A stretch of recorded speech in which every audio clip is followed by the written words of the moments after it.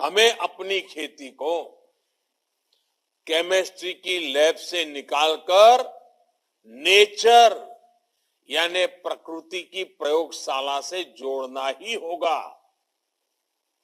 जब मैं प्रकृति की प्रयोगशाला की बात करता हूं तो ये पूरी तरह से विज्ञान आधारित ही है।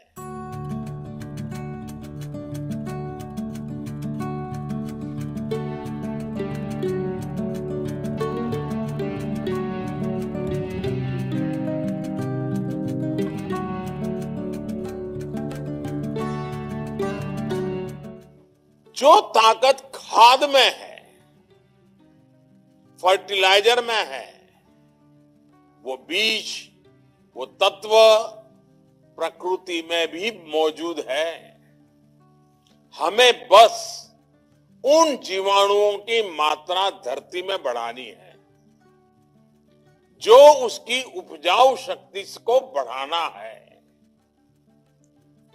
कई एक्सपर्ट्स कहते हैं कि इसमें देसी गायों की भी अहम भूमिका है। जानकार कहते हैं कि गोबर हो, गौमूत्र हो, इससे आप ऐसा समाधान तैयार कर सकते हैं जो फसल की रक्षा भी करेगा और उर्वरा शक्ति को भी बढ़ाएगा। बीज से लेकर मिट्टी तक सबका इलाज आप प्राकृतिक तरीके से कर सकते हैं। जानकार ये बताते हैं कि खेत में आग लगाने से धरती अपनी उपजाऊ क्षमता खोती जाती है। हम देखते हैं कि जिस प्रकार मिट्टी को, और ये बात समझने जैसी है, जिस प्रकार मिट्टी को जब तपाया जाता है तो वो ईंट का रूप ले लेती है और वो ईंट इतनी मजबूत बन जाती है कि इमारत बन जाती है। लेकिन फसल के अवशेषों को जलाने की हमारी यहां परंपरा सी पड़ गई है। पता है कि मिट्टी तपती है तो ईंट बन जाती है, फिर भी हम मिट्टी तपाते रहते हैं। इसी तरह एक भ्रम ये भी पैदा हो गया है कि बिना केमिकल के फसल अच्छी होगी ही नहीं, जबकि सच्चाई इसके बिल्कुल उलट है।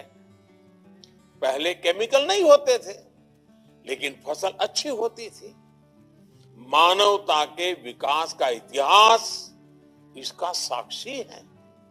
तमाम चुनौतियों के बावजूद कृषि युग में मानवता सबसे तेजी से फली फूली आगे बढ़ी, क्योंकि तब सही तरीके से प्राकृतिक खेती की जाती थी, लगातार लोग सीखते थे। आज औद्योगिक युग में तो हमारे पास टेक्नोलॉजी की ताकत है, कितने साधन हैं, मौसम की भी जानकारी है। अब तो हम किसान मिलकर के एक नया इतिहास बना सकते हैं। दुनिया जो ग्लोबल वार्मिंग को लेकर के परेशान है, उसका रास्ता खोजने में भारत का किसान अपनी परंपरागत ज्ञान के द्वारा उपाय दे सकता है। भाइयों और बहनों, नेचुरल फार्मिंग से जिन्हें सबसे अधिक फायदा होगा वो है हमारे देश के 80% छोटे किसान। वो छोटे किसान जिनके पास 2 हेक्टेयर से भी कम भूमि है। इनमें से अधिकांश किसानों का काफी खर्च केमिकल फर्टिलाइजर पर होता है। अगर वो प्राकृतिक खेती की तरफ मुड़ेंगे तो उनकी स्थिति और बेहतर होगी।